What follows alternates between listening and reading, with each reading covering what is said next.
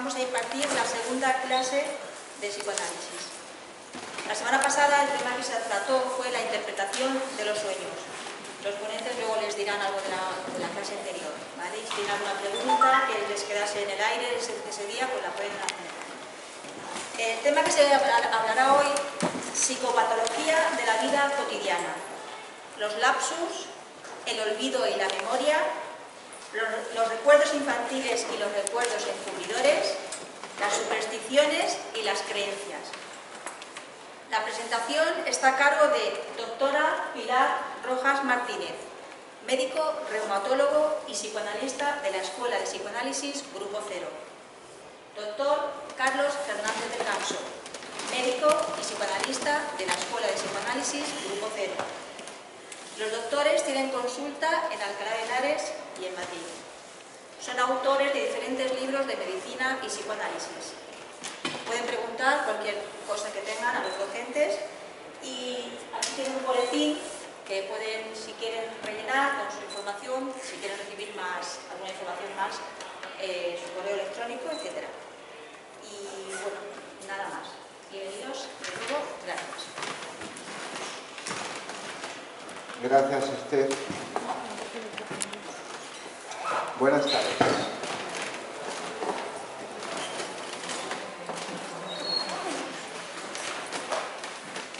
Bueno, elegimos dos títulos para las dos conferencias de las que consta este breve acercamiento al psicoanálisis: la interpretación de los sueños, de la cual dimos algunas pinceladas el jueves pasado, y psicopatología de la vida cotidiana. Ambos son títulos que Sigmund Freud escribe en el año 1900, publica en 1900-1901, y en el que se dan cuenta, en los dos textos, tanto la interpretación de los sueños como psicopatología de la vida cotidiana, de ese tipo de actos, de efectos psíquicos, y que en nuestra vida cotidiana realizamos de manera inconsciente, inintencionada, aunque para la conciencia, para nuestra razón, para nuestra manera habitual de pensar, suelen ser hechos que a veces despreciamos. Por ejemplo, para leer los temas que Sigmund Freud enumera como psicopatología de la vida cotidiana y que no tiene nada que ver con el término psicopatología según lo entiende la psiquiatría o la psicología. Sí, a mí a propósito de eso también me parece muy interesante, ¿no?, que el término psicopatología, ¿no?, que es como cómo se forman los síntomas de una enfermedad, pues lo coloque en la vida cotidiana, ¿no? Porque también es para mostrarnos, que es algo que él insiste desde la interpretación de los sueños, que es el texto que funda el campo del psicoanálisis, ¿no?, que el funcionamiento del psiquismo, más que el funcionamiento, los elementos que constituyen todo el psiquismo y que producen lo que hacemos, lo que pensamos, lo que sentimos, lo que decimos, son iguales en la enfermedad que en la salud, ¿no? En la neurosis que en la normalidad. Lo único que cambia son la manera en cómo se expresan o cómo se manejan. Entonces eso es muy interesante, porque eso significa que no hay deterioro, ¿no?, que es diferente a como lo piensa la psiquiatría, ¿no? La psiquiatría piensa que hay un deterioro que no se puede recuperar en la enfermedad, ¿no? Entonces se trata de los síntomas, mientras que el psicoanálisis plantea que sí, que no hay deterioro y que por tanto se puede recuperar el funcionamiento normal, ¿no? Se puede revertir la situación, ¿no? Digo que esa cuestión me parecía importante. Por ejemplo, Freud considera producto-efecto del inconsciente. Por ejemplo, el olvido de los nombres propios. Que estoy con una persona que conozco de sobra, que sé quién es, que puedo dar datos y cómo se llama, sí hombre, pero sí está, ¿no? Cosa que nos ha ocurrido a todos en algún momento. Olvido de nombres propios o el olvido de algún tipo de palabra extranjera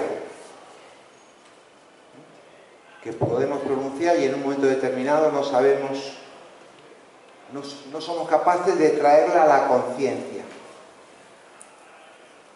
O los recuerdos infantiles y los recuerdos encubridores, que ahora vamos a ver una diferencia, porque todos nos ponemos en una conversación cotidiana y ¿te acuerdas cuando estuvimos? No, eso no fue allí, dice el otro interlocutor, fue en este sitio.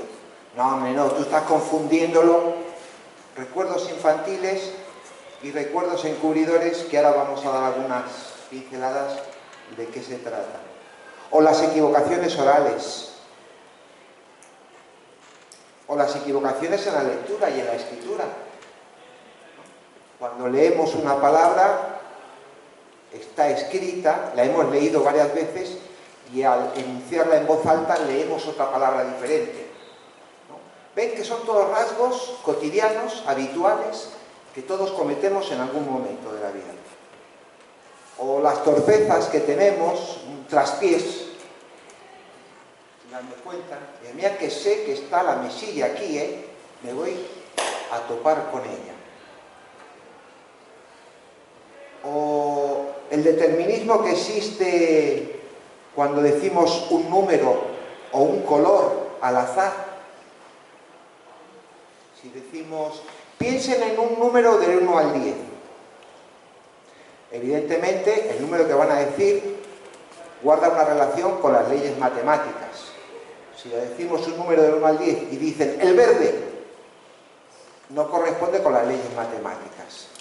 Pero el número que digan del 1 al 10, si nos ponemos a analizarlo, tiene que ver con la vida, con el psiquismo, con los pensamientos, con los afectos de ese sujeto que ha dicho ese número. Y no es el mismo para todos. Podemos decir del 1 al 10, el 3. El 3 puede ser los 3 Reyes Magos, o pueden ser los 3 mosqueteros, que eran 4. ¿No? Y después, si, bueno, han dicho el mismo número, y han dicho los mismos ejemplos, mosqueteros, y uno en D'Artagnan y otro en Porthos, y en uno se acuerda de una circunstancia y otra, pero en cada caso ese número o ese color dicho al azar no es azaroso, está determinado y condicionado por el aparato psíquico. Algo tiene que ver con el sujeto. O cuando soñamos, como decíamos en la clase anterior, el sueño algo tiene que ver con el soñante. Los personajes que aparecen en ese sueño tienen alguna relación con el soñante. Y lo que decía la doctora Rojas, que ya señalábamos en la clase anterior, y a mí me gustaría que desarrollara un poquito más, porque es muy importante, es que si bien es cierto que Freud era médico, neurólogo, y que atendía pacientes, lo que él descubre no es algo que tenga una aplicación, lo cual ya es notable, ¿no? El gran descubrimiento de Freud no es que tenga una aplicación con algunas dolencias obsesivas o fóbicas o maníacas o alguna nerviosidad. No. Él descubre un mecanismo psíquico general que acontece cuando amamos, cuando estudiamos, cuando dormimos, cuando pintamos, ¿no? Cuando soñamos, también cuando tenemos un síntoma. Intervienen los mismos mecanismos. Y generalmente la diferencia entre lo cotidiano y lo patológico viene dado más que por la cualidad de ese signo, viene más bien dado por la cantidad. Doctora, desarrollenos un poquito. Sí, no, porque además, a propósito de la charla de hoy, ¿no? De pues, todos estos gestos cotidianos que a todos nos pasan, que nos equivocamos, que nos olvidamos de determinadas frases o palabras, que en un momento determinado tenemos un gesto torpe y rompemos algo, no son azarosas, ¿no? Entonces, digo, no son azarosas porque no existe el azar para el psiquismo de cada uno, ¿no? Existen unas leyes de funcionamiento. Igual que en la física existen leyes de funcionamiento, también nuestro psiquismo tiene unas leyes determinadas. Lo que pasa es que las leyes, ¿no?, del inconsciente son diferentes a las leyes de la conciencia, pero no son azarosas, ¿no? Decíamos el otro día, se desplazan, ¿no? Se desplaza desde una cosa que no lo tolera la conciencia por cuestiones morales o por las cosas que sean, a otra palabra, a otro pensamiento que sí es tolerable, ¿no? Hay un desplazamiento, en una misma figura o en una misma palabra se pueden condensar varias ideas, es decir, que son leyes que en realidad son las leyes del lenguaje, la metáfora, la metonimia, la alegoría, son las leyes que funcionan, cómo funciona nuestro psiquismo. Y esas leyes rigen tanto para lo normal como para lo patológico, podríamos decir. ¿Cuál es la diferencia? El resultado. Porque la formación de un síntoma, por ejemplo, en una histeria, ¿no? Se me paraliza la mano. Bueno, pues esa parálisis, la formación de ese síntoma, que es la parálisis de la mano, que no la puedo mover, es la misma que la formación de un sueño. Los mecanismos y todo cómo se produce es lo mismo, pero el resultado evidentemente es diferente. No es lo mismo un síntoma que un sueño, pero se ha producido de la misma manera, podríamos decir. Y así en general, ¿no? Es decir, y eso es importante, ¿por qué? Porque si pensamos que es producto de un funcionamiento, que el aparato no está roto, ¿no? Nuestro psiquismo no está estropeado, no está roto, sino que funciona de una manera diferente, podemos modificarlo, y eso sí que es importante, ¿no?, para la vida del sujeto, porque evidentemente no es lo mismo una cosa que otra, ¿no? Eso, no sé si te refieres a esa cuestión. Freud descubre, y esto sería importante señalarlo, que hasta el descubrimiento de Freud del inconsciente, objeto de conocimiento, que se describe en la interpretación de los sueños, ¿no?, se describe un aparato psíquico que consta de 3 instancias diferentes que están relacionadas entre sí. Instancias no son lugares físicos, es decir, no le busquemos una ocupación en alguna parte del cuerpo, y menos en el cerebro, que es lo que los teólogos y los filósofos durante siglos pensaron. De ahí que se llegaron a realizar trepanaciones en el cráneo para expulsar los demonios que acontecían en esa personita, ¿no? O se llegaron a hacer cirugía del cerebro pensando que esa agitación de la epilepsia o que tienen algunos pacientes se iba a erradicar. Y sí, evidentemente, si le cortas una parte del cerebro, al sujeto lo dejas paralizado. Pero porque se piensa que había algo deteriorado, como dice la doctora, algo roto, algo podrido en el sistema nervioso o en el cerebro. Entonces, Freud describe que hay 3 instancias: el inconsciente, el preconsciente y la conciencia. La conciencia es como una pantalla. Proyectamos una película en una pantalla, ¿no?, y la película no está en la pantalla, ahí la proyectamos. No se pueden acumular las escenas en la pantalla. Si se acumularan las escenas, llegaría un momento en que no podíamos ver ninguna imagen. Entonces, ¿qué pasa con eso que se proyecta en la pantalla? Con esas imágenes van a otro lugar, a almacenarse a modo de memoria. ¿Y cómo se almacenan las percepciones que recibimos? El otro día, por ejemplo, en la clase, según estábamos dando la clase, en un aula de al lado estaban taconeando. ¿Ve? Lo recuerdan los que estuvieron. Bueno, a la vez que escuchaban las clases, su psiquismo recibían el taconeo. Taconeo que para la conciencia puede quedar olvidado, pero que a nivel inconsciente se conserva como memoria. Entonces, ¿cómo se conservan las cosas en la memoria? Pues por una relación temporal, por una relación de similicadencia, por una relación de contigüidad. Por ejemplo, pueden quedarse con el blanco de su ropa, de la señora, que la relacione con el moreno de su cabello. Y podemos juntar el blanco y el negro con el color de la doctora. ¿Ve? Ahí puede haber relaciones de contigüidad, relaciones temporales, relaciones de similicadencia, que es la manera en la que queda almacenada la memoria. ¿Qué pasa cuando olvidamos un nombre?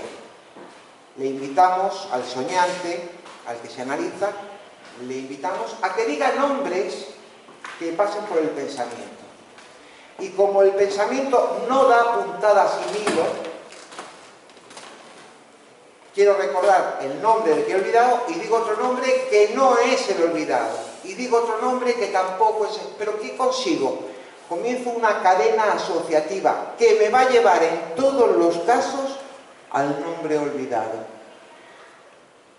Y si tomamos los elementos de esa cadena asociativa que me han llevado al elemento olvidado, todos los elementos tienen relación con el soñante, con el sujeto, tienen relación con el olvido del nombre.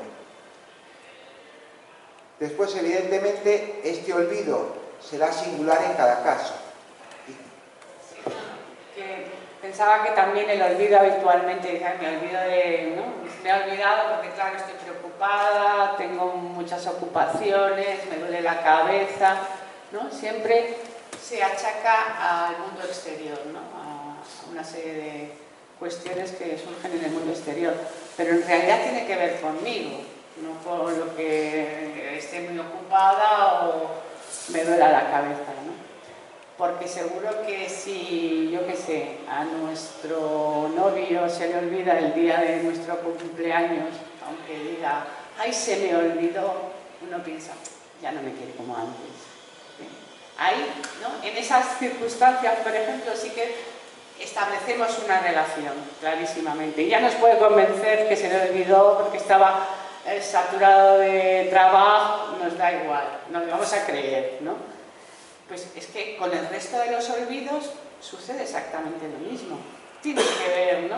Igual que le achacan, que no sé si es porque no me quiere tanto, pero por algo se olvidó, ¿no? Lo ponemos en él, el olvido, no lo ponemos en el mundo exterior. Pues con el resto de los olvidos, cualquiera que sea el olvido, siempre va a tener que ver con el que se ha olvidado. Siempre va a tener con algo que interrumpe ese recuerdo, que entorpece este recuerdo. ¿Por qué? Porque eso que olvido está asociado, está relacionado con algo que no quiero recordar. ¿Puedes repetir esto? Que lo que olvido está asociado no con lo que olvido, sino que eso que olvido está asociado con algo que no quiero recordar. Entonces lo olvido, ¿no? Sin más. Claro. Igual que los recuerdos... Que a veces es una tontería, ¿no? Digo, pero tampoco tenemos que pensar que son cosas trágicas, ¿no? No quiero recordar, no, son a veces pequeñas tonterías de la vida cotidiana. En la vida, las tragedias y las injusticias y las crueldades están aseguradas, ¿eh? No es necesario que las vayan buscando, vienen ellas solas. Uno puede evitar bordear ciertos lugares, ¿no? Pero lo que no estamos acostumbrados, lo que nos cuesta más a los sujetos, es apropiarnos de las cosas buenas, del conocimiento, de la camaradería, de la solidaridad, de la tolerancia. Eso nos cuesta mucho. Uy, ¿este qué querrá? ¿No? A ver, claro, ¿no? Porque las cosas raras las sabemos discernir. Entonces, ¿qué pasa con esta cuestión de la memoria? O que es lo mismo, ¿no? Decía la doctora, cuando olvido es para tapar, es para encubrir otra cosa diferente del olvido. Bueno, cuando recuerdo igual. Cuando recuerdo, ¿no? Siempre el recuerdo que tenemos lo llamamos encubridor. Tapa y muestra a la vez alguna verdad. Cuando estoy conversando con mi hermana cuando estoy conversando con aquel compañero con el que participaba en aquel equipo de baloncesto. ¿Te acuerdas aquel partido que perdimos, que aquel balón que no me quisiste pasar a última hora, que yo estaba...? No, si yo aquel partido no lo jugué porque estaba lesionado. ¿Qué dices? Pero si me acuerdo perfectamente. Cuando tenemos estos recuerdos encubridores, es para ocultar otro recuerdo, que siempre, en todos los casos, tiene que ver con la infancia del sujeto. Es decir, los recuerdos infantiles y los recuerdos encubridores guardan una estrecha relación. ¿Por qué? Porque en unos poquitos años, 8, 9, 10, 11 años, el ser humano se tiene que apropiar de todos los conceptos necesarios para vivir en su vida adulta. Y se tiene que apropiar de todos los conceptos, de todos los mitos, de todas las religiones, de toda la cultura que durante siglos la humanidad ha ido construyendo. Por eso que podemos tener prejuicios que corresponden con pensamientos de hace 25 siglos, pero que siguen teniendo una vigencia.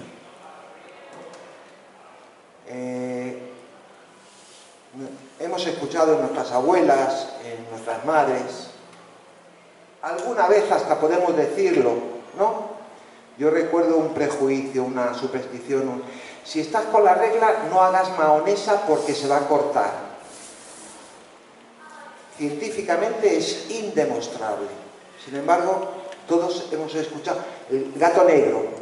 ¿Por qué? Porque hace no sé cuántos siglos alguien que se cruzó y le atribuyó al gato negro o al número 13.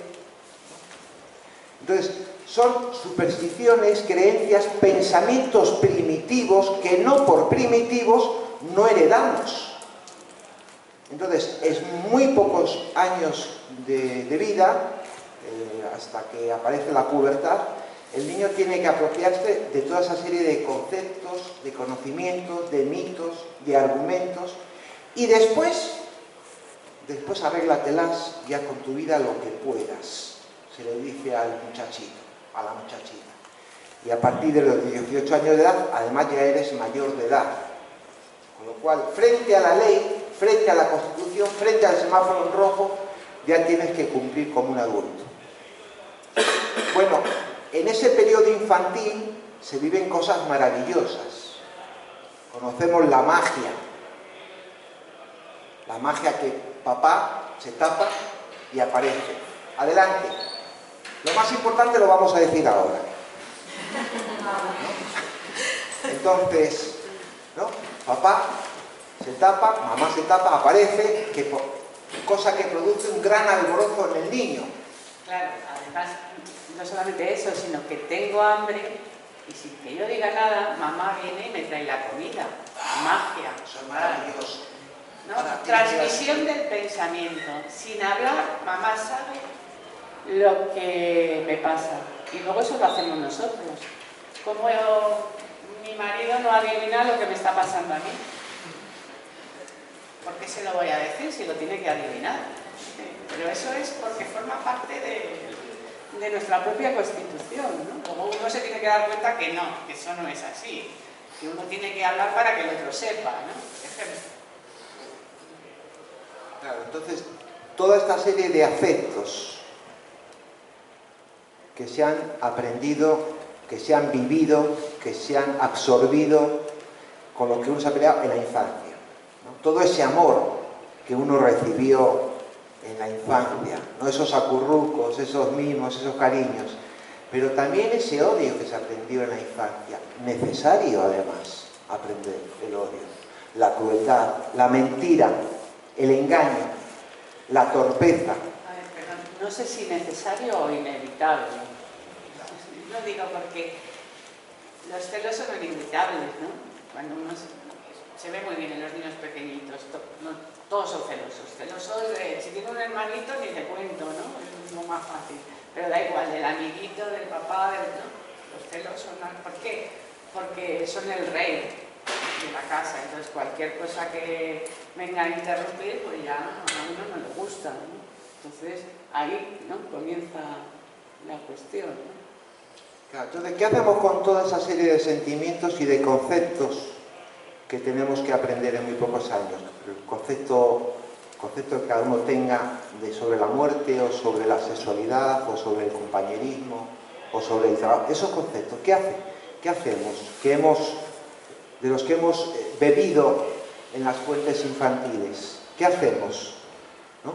El niño, a partir de cierta edad, ante ciertos conceptos, para poder seguir creciendo, para no morir, es necesario que ciertas cuestiones las reprima, y las reprime para siempre, porque recordar que he querido a mi papá es bonito, pero recordar que alguna vez le deseé algún daño a mi papá,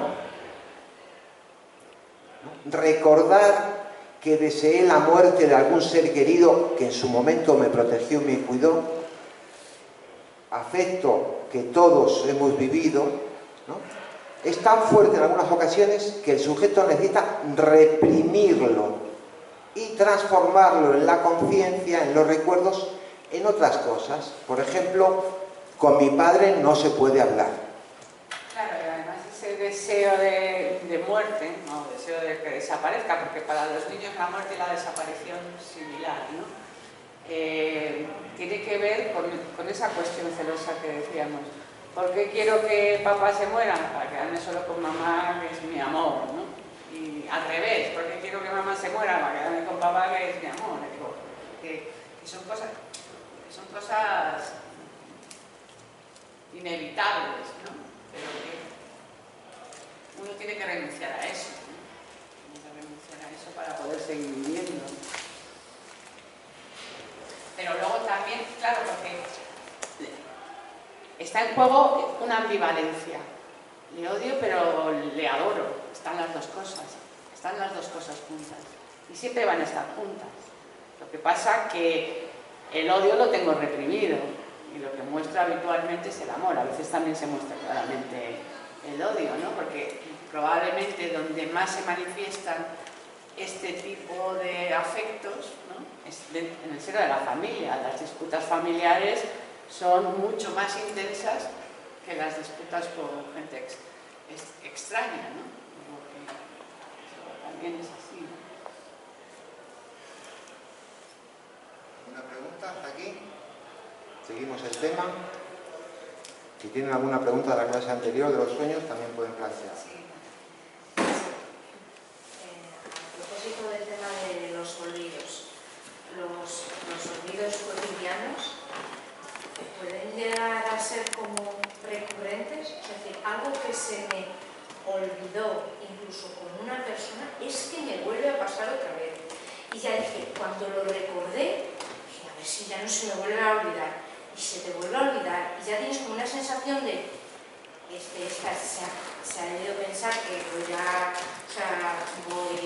voy para mayor, que soy torpe, que soy imbécil, porque he vuelto a quedar como en evidencia.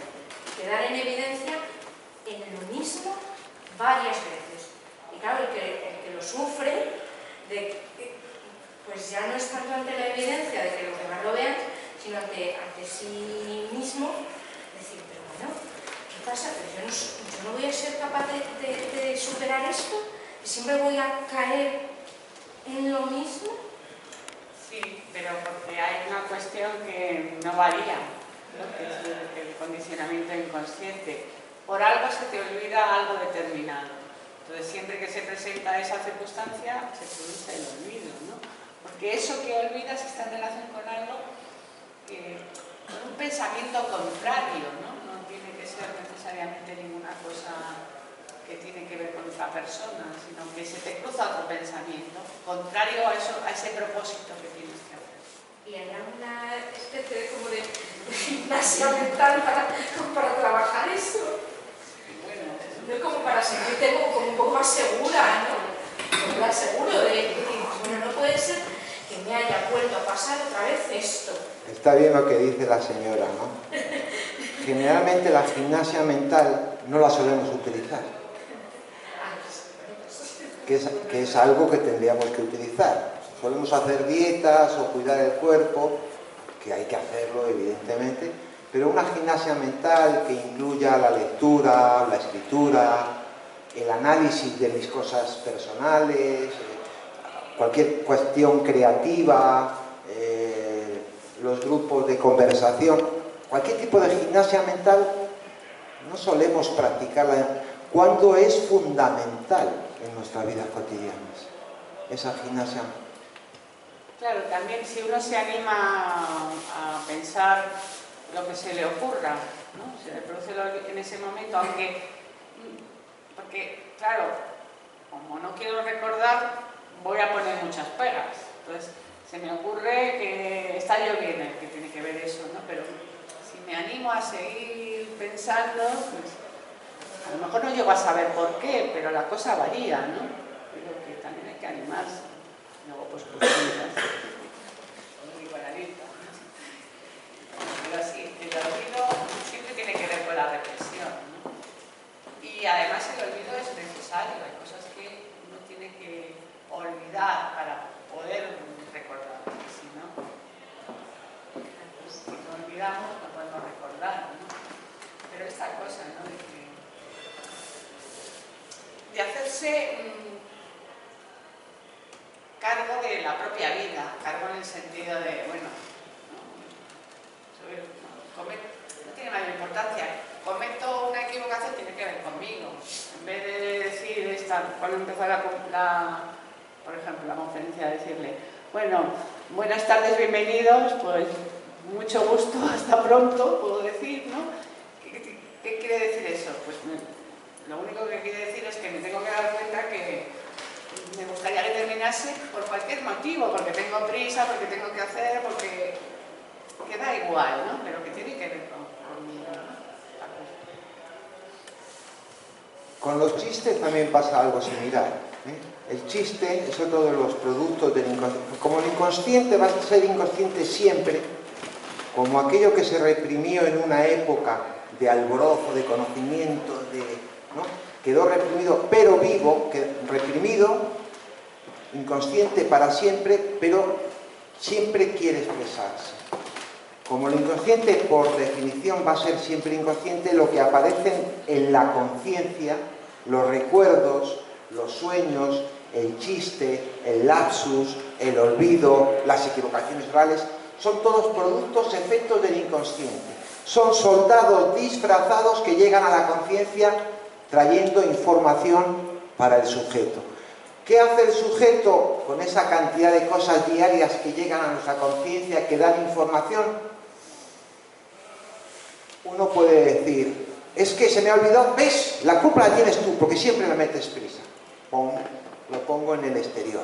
O el ejemplo magistral que nos ha pedido la señora. ¿Qué pasa? Que yo ya soy mayor, pero que estoy torpe, pero para nada. Pero es que, claro, es que he soñado esto, es que anoche cené demasiado.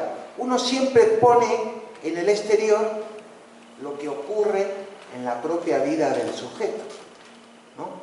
Claro, también tendríamos que pensar cuando uno tiene un propósito, ¿no? Quiero hacer, no se le olvida. Si no se le olvida, uno tiene que pensar que todo en él está de acuerdo con ese propósito. Cuando se le olvida, hay algo en él que no está de acuerdo con ese propósito. Entonces, bueno, pues simplemente, ¿no? Saber que es así, ¿no? Y trabajar sobre eso, ¿no? Eso es el olvido, ¿no? Porque también, con la cuestión del recuerdo, ¿no? Por ejemplo, los recuerdos infantiles. Seguramente no tendrán muchos recuerdos infantiles. Y además los recuerdos que tienen son un poco extraños, ¿no? Porque uno de adulto es como, ¿no? Dice, bueno, recuerdo las cosas importantes, pero claro, de los recuerdos infantiles, cosas importantes con todo lo que a uno le pasa en la infancia, que llega al mundo y conoce al mundo. Pues son cosas, ¿no?, que le tienen que impactar necesariamente. Tiene recuerdos que no sabe muy bien por qué recuerda, pero además son recuerdos generalmente visuales, son imágenes, ¿no? De adulto uno puede recordar imágenes o puede recordar frases, ¿no? Pero los recuerdos infantiles casi siempre son imágenes, ¿no? Y además son cosas que no tienen ninguna importancia, ¿no? Es que uno se podría preguntar, ¿qué pasa? ¿Que el niño selecciona de distinta manera que el adulto? Y no es así. ¿Qué nos muestran los recuerdos infantiles? ¿Viste? Porque los recuerdos infantiles son como los sueños también, ¿no? Los sueños son imágenes, fundamentalmente. Puede aparecer alguna frase, ¿no? Pero sobre todo son como una película, ¿no? De imágenes. Y los recuerdos infantiles son similares. Pues ¿qué nos muestran? Que también, ¿no? Se forman, como quedan fijados por algo, igual que decíamos los sueños. ¿Por qué soñamos una cosa? Tenemos un sueño determinado, porque en ese sueño está jugado un deseo. Pues ¿qué pasa con los recuerdos infantiles? Lo mismo. ¿Y qué nos muestran también con esta cuestión los recuerdos infantiles? Que siempre los recuerdos que tenemos, independientemente de la edad, está jugado un deseo nuestro. Se recuerda por algo, ¿no? No se recuerda todo. Entonces también esa cuestión, ¿no? De recordamos lo que nos interesa, podríamos decir, pero en ese sentido, ¿no? También. Porque a veces le exigimos a la memoria una fiabilidad que no le exigimos a otras, y le damos una seguridad que no damos a otras funciones, ¿no? Entonces, ¿se recuerda lo bello? ¿Se recuerda lo bonito? ¿Lo que nos hace disfrutar? O no, o lo conflictivo, tiene que ver con un deseo, yo qué sé, que pues me gustaba, yo qué sé, mi amiguita, pero mi amiguita era como mi hermanita y era como, son cosas que no puedo tolerar, ¿no? Queda fijado ahí, ¿no? En cuanto a los recuerdos infantiles, hablas de imágenes, también los olores, ¿no? Yo creo que todo el mundo tiene el recuerdo de cómo olía su casa, cómo olía... Sí. Que digo, porque son básicos, ¿no? Es una cosa como muy... Pero nos muestra eso, que son como los sueños, exactamente igual. Pero es curioso que una persona mayor diga, este olor me recuerda cuando yo era pequeño, el campo, ¿no? O la playa, o sí, que se queda ahí. Sí, pero ese olor también Tiene que ver es con otra el sujeto. cosa, ¿no? Pero que tiene que ver con el sujeto, ¿no? Se acuerda de... Con algo que forma parte de lo que nos constituye como humanos, de todas esas primeras relaciones. En realidad, lo que está en juego en todo lo resumido tiene que ver con la primera relación con el mundo. La primera relación con el mundo son pues, las figuras de papá, mamá, ¿no? Que son lugares para uno, ¿no? Tanto la señora que está en casa, pobrecita, que es una buena persona, sino que eso se ve con los hermanos, ¿no? Dice, porque tu madre, cuando dicen tu madre, un hermano a otro, es que su madre es diferente a la suya. Y es que es así. La señora es la misma, pero la madre para cada uno es diferente. En ese sentido, decimos que la madre forma parte de nuestra propia constitución, es como un lugar. Porque son las frases que yo puedo decir, ¿no? O cómo la pienso, ¿no?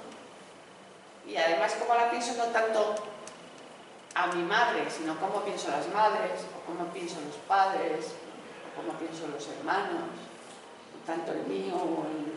¿no? Eso también es importante, ¿no? Yo pienso de mi madre así porque pienso de las madres en general así. ¿Qué es una madre, ¿no? ¿Qué es un padre?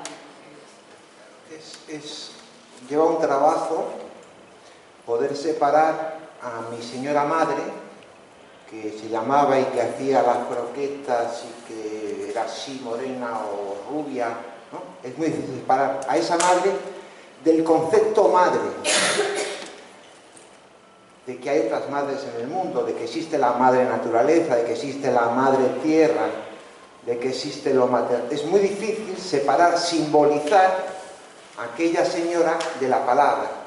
Lleva un trabajo separar la palabra de la cosa, la palabra botella de esto. Es un trabajo de simbolización que el niño empieza a elaborar cuando realiza la primera mentira. Cuando llega al colegio y a mamá y a papá le cuenta una mentira y espera que le diga, ¿cómo? ¡Ah! Se ha dado cuenta. ¿Qué significa la primera mentira? Que el niño, cosa que no tenemos que decir, no mienta, no, que mienta, que mienta. ¿Por qué? Porque ahí está diciendo que está creciendo. que está simbolizando, que está aprendiendo a separar el guau del perro, ¿no? Que hasta entonces está pegado. Por eso que a los niños, cuando se les lee un cuento y se les vuelve a leer el cuento, si uno... léeme el cuento otra vez, y uno se salta un renglón, no, te ha saltado algo. ¿Por qué? Porque el niño en un principio no tolera, cuando se aprende el cuento, no tolera ninguna modificación del cuento. Tiene que haber una coincidencia entre la palabra y la cosa. Más adelante tiene que aprender a separar a Caperucita Roja del lobo, de la abuelita, del cuento, ¿no? Claro, más adelante, sí, él incluso cuando les cuentan el cuento, que ¿no? Inventa y añade, pero al principio no, te has confundido, no, eso no era así. Pero luego él empiezas a contar el cuento y él se cuenta su cuento, ¿no? Ahí le ha separado, ¿no? Ya puede decir, porque primero le dices, el perro hace miau, que no. Y luego él, ¿no? Lo puede hacer y juega. Los niños juegan mucho. Hay una etapa del crecimiento donde juegan mucho con las palabras, y hacen juegos verbales, y dicen de todo, pues porque han aprendido ese gusto, ¿no? Por usar las palabras, porque ya las tienen separadas, ¿no? Se divierten, ¿no? Hay una etapa en la que no paran de jugar a decir tonterías, ¿no? Como los chistes, ¿no? Es un poco también como los chistes, esa cosa de lo absurdo. Los niños juegan con eso, ¿no? Entonces, eso que en esa etapa infantil de que el cuento es así tal cual, a los adultos en nuestra vida cotidiana a veces nos pasa. Pero me habías dicho... Entonces, como lo que hice fue eso, 2 centímetros a la derecha, o 3 minutos antes, hay un choque con aquel recuerdo infantil que sigo sin tolerar en esta época adulta, ¿no? Digo, no es lo que nos pasa en nuestra vida cotidiana, y es magistral que Freud no diga psicopatología de la vida cotidiana, separándolo de lo que consideramos enfermedad, ¿no? O, dicho de otra manera, todos somos enfermos de algo entonces, todos cometemos olvidos, todos soñamos, todos tenemos lapsus, todos tenemos equivocaciones orales, todos somos incompletos, todos somos mortales, todos somos imperfectos. Cuando alguien se cree completo, perfecto, en posesión de la razón, que la culpa siempre la tiene el otro, está con 40, 50, 70 años en una exposición infantil de sus pensamientos. Porque todos esos sentimientos que tenemos con el otro, de que me quiere, que no me quiere, me hace caso, no me hace caso, me había dicho, pero ¿por qué me dice ahora esto otro?, corresponden con pensamientos, ¿no?, que uno tiene derecho a analizar, que uno tiene derecho a trabajar, a elaborar. ¿Por qué? Porque si se analiza ese material, entonces me voy a poder aprovechar de una energía psíquica que está fijada desde hace un tiempo a mantener ese prejuicio, a mantener ese pensamiento primitivo, a seguir custodiando aquella infancia que no es necesario custodiar. Y a dejar de sentirse o de pretender ser el centro del universo, ¿no? Porque claro, eso conlleva un sufrimiento, porque como uno nunca llega a ser el centro del universo, pues es una fuente continua de sufrimiento, ¿no? Freud nos dice que las fuentes principales de displacer en el ser humano son 3. La propia naturaleza, que es inexorable, y ejemplos en este verano hemos tenido unos cuantos, donde no había un terremoto, había un maremoto, y la fuerza de la naturaleza, fuente de displacer para el ser humano. El propio cuerpo, que en algún momento pica, escuece, duele, se cansa, se muere, se arruga, se tuerce, fuente de displacer, y el otro semejante. ¿Y por qué el otro semejante? Porque cuando me encuentro con un semejante por primera vez, aparece como una especie de recuerdo de aquella fase del espejo en la que vi El niño vio en el espejo a un ser conformado, que sonreía, sin saber que el cuerpo que aparecía reflejado en el espejo era el suyo en brazos del padre o de la madre. Mientras que el niño se siente despedazado, suelto, inconexo, incapaz.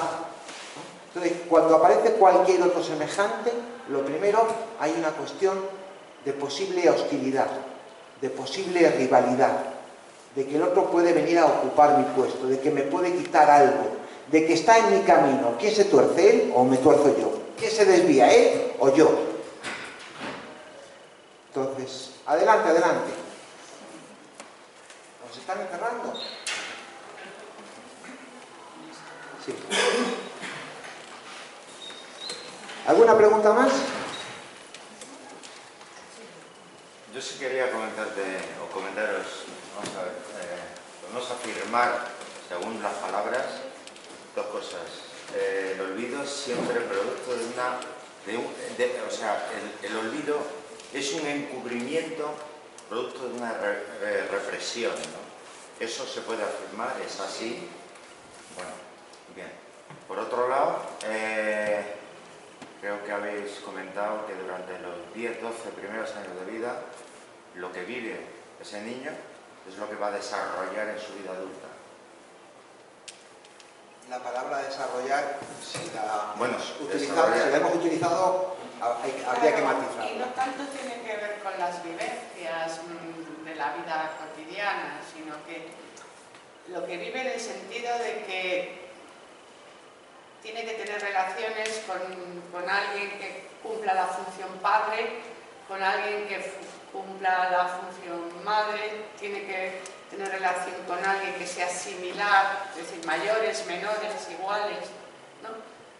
Más con eso que más con el hecho concreto de lo que vive, ¿eh? Porque lo que vive depende, es decir, lo que le pasa a uno puede ser, es importante, pero lo más importante es cómo responde uno ante eso que vive. No sé si te sirve algo. No, yo lo que puedo concluir es que dependiendo del entorno donde viva ese niño, así puede, digamos, dirigir su vida.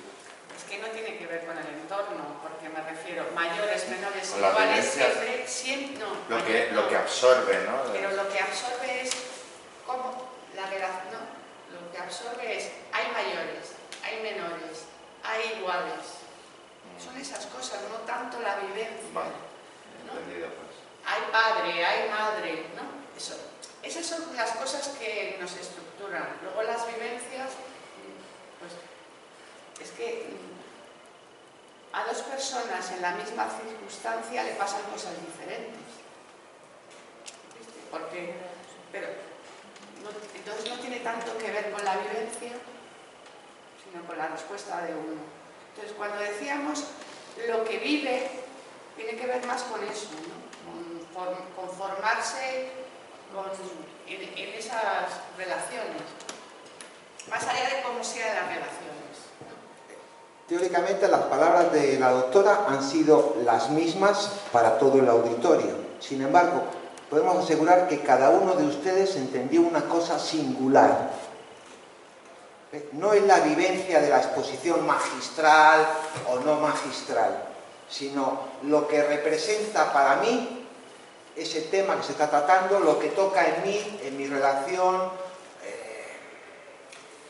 con el trabajo, con la sexualidad, con la muerte, con la compañía, con significantes primordiales para el sujeto. Claro, no, porque es interesante la cuestión que apuntabas, porque si pensamos que depende de las vivencias, entonces pensamos que todo depende del pasado. Y no es así como se piensa en psicoanálisis la cuestión. Cuando hablamos de niñez, ¿no?, de pasado, lo hablamos en el sentido de cómo nos constituimos. Tenemos que hablar, vamos a hablar. Caemos en un mundo de hablantes y vamos a hablar. Aunque seamos mudos, porque los mudos también hablan, ¿no? Me refiero que todo en nuestro entorno está estructurado con palabras, con lenguaje, ¿no? Entonces eso es lo que aprendemos, ¿no? Y no nos determina el pasado, nos determina, en ese sentido es lo que decía antes, la respuesta, lo que yo hago, el siguiente paso, la siguiente palabra que diga, ¿no? Es como el punto de la frase. El punto de la frase es el que da sentido a toda la frase, ¿no? Es desde el punto que yo puedo saber el sentido de la frase. Pues lo mismo nos pasa a nosotros, es con lo que hacemos, es el siguiente paso, la siguiente palabra, lo que determina todo. Por eso que no es la vivencia, ¿no? Porque matrimonios que tienen más de un hijo, se suele decir, ¿no? Que si han nacido en la misma familia y le hemos educado igual, pero este ha salido de una forma y este niño es de otra forma. No hay nadie igual. Por eso que no es la... Somos semejantes, porque todos somos humanos y eso nos hace semejantes, pero somos diferentes, totalmente diferentes. No hay nadie igual. Entonces las vivencias, por ejemplo, en la infancia traumáticas, no va después en la madurez, no va a repercutir No necesariamente. o no, no tiene nada que ver. Es decir, hay niños que han sido maltratados y se han sentido queridos. Y hay niños que han sido muy queridos y no sienten que no le quieren suficiente, que no le han tratado bien. Lo cual es maravilloso, porque si no nos determina el pasado, si no son aquellos recuerdos, si no son aquellas teorías de las vivencias de las cuales se habla, no es que no se hablen de teorías de las vivencias, si haya libros que las expliquen, ¿no? Si no es aquello lo que nos determina, si lo que nos determina es nuestra propia decisión, nuestro próximo paso, si lo que nos determina viene en el futuro, entonces somos dueños de nuestras decisiones. Entonces estamos implicados en poder cambiar, transformar milimétricamente algo de nuestras vidas, ¿no? El otro día nos trajeron a un paciente aparentemente diagnosticado de demencia porque empezaba a hacer una serie de gestos que a la familia alertó. Pero si el abuelo siempre con nosotros fue muy tacaño y ahora los nietos, venga ahí a regalo. Este hombre ha perdido, pensando que era muy tacaño, entonces vamos a quitarle la tarjeta de crédito. Entonces le quitamos la tarjeta de crédito. Oye, mira qué carácter tiene, esto... Van a consultar al médico y bueno, puede ser un cuadro de pseudodemencia. Como uno de los hijos está de acuerdo, trajeron a la psicoanalista. Entrevistamos a la persona, una persona encantadora. Argumento del señor anciano. Toda mi vida trabajando para poder alimentar a aquellos 5 hijos, porque no teníamos para nada. Y ahora que tengo un poquito ahorrado, quiero a mis nietos darle lo que no pude. Miren que... Entonces, depende desde dónde piense al sujeto, desde el pasado, pero si era muy tacaño, ve, lo estoy pensando desde el pasado, o lo pienso desde las decisiones del futuro, mira, un abuelo que hace regalos a sus nietos porque no se los pudo hacer a sus hijos, ¿no? Depende de dónde piense. Entonces, el psicoanálisis, y esto se lo debemos a Freud, fundamentalmente, nos dio una herramienta al ser humano que hasta entonces no existía. Uno estaba condenado, había nacido mujer, tenías ocurrencias biológicas, eras una bruja, o eras una loca, o eras una rara. Nacías hombre y eras el primogénito, tenías que luchar. Y si eras el de Benjamín, a lo mejor tenías que ser cura. O si nacías en el norte, tenías que odiar a los que habían nacido en el sur. O si eras... ¿no? Ya estaba impreso en las proteínas de la leche materna lo que ibas a ser. Cuando vemos que después todos los hermanos son distintos, los que nacieron en el mismo barrio de Aluche tuvieron destinos distintos, hay una determinación psíquica del sujeto, de la cual uno es responsable y tiene derecho a elegir. Después, la vida tiene sus obstáculos, sus dificultades, pero hay una herramienta que está a nuestra disposición, que es el psicoanálisis para poder conversar, para poder modificar o transformar aquellas cosas que quedamos. Claro, porque no existe una circunstancia externa traumática para todo el mundo. Aunque sea una situación verdaderamente fuerte, traumática en el sentido de que le deja marca y le condiciona, ¿no? porque sí que puede ser una situación muy fuerte y mientras la vive es horrible, pero no determina su vida. En ese sentido no es un trauma, no existe. Depende de lo, incluso la cosa más terrible que podamos pensar, depende de lo que cada uno haga, ¿no? Eso también, ¿no? Sí. ¿Alguna pregunta más? Bueno, anunciamos que a partir del próximo jueves comenzamos un curso de 5 meses de duración, una vez a la semana, los jueves a las 7 de la tarde, en el aula de nuestra consulta aquí en Alcalá de Henares. Tienen boletines, si quieren llevarse la información. Los temas que vamos a trabajar el primer mes es la interpretación de los sueños, en los que vamos a ver sueños, ejemplos de sueños de Freud, que Freud nos trabaja. ¿Cómo se interpreta un sueño? De manera pormenorizada. ¿Cuáles son los mecanismos, los principios que intervienen? ¿No? En el mes de noviembre trabajaremos la sexualidad humana. El siguiente mes, en diciembre, psicología de las masas, la importancia que tiene la función del líder y cómo se conforman los grupos, cualquier tipo de grupo, deportivo, de trabajo, familiar, ¿no? En enero trabajaremos la clínica psicoanalítica, en la que vamos a trabajar temas concretos como la neurosis, las obsesiones, las fobias, los miedos, la histeria, la depresión. Y en el mes de febrero trabajaremos el tema de psicoanálisis y medicina, ya que tenemos la suerte de ser psicoanalistas y médicos, para trabajar los criterios de salud y de enfermedad, o cómo se inicia un tratamiento, o lo que es la psicoterapia, o lo que son las enfermedades psicosomáticas. Los interesados pueden coger papelitos, hay un boletín donde pueden dejar sus direcciones y el precio del curso es 40 euros al mes, 200 euros en total y la duración es 1 hora. Sí, no, únicamente se puede hacer presencial y online. Pueden acudir al aula o por internet, les dan sus datos y pueden participar también.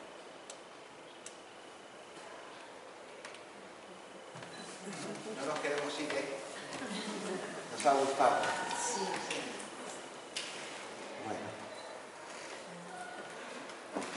Bueno, llévense información si quieren. ¿Eh? Sí, la última pregunta. 10 euros por la última pregunta. La señora quiere 10 euros. Tiene una pregunta. Tiene una pregunta.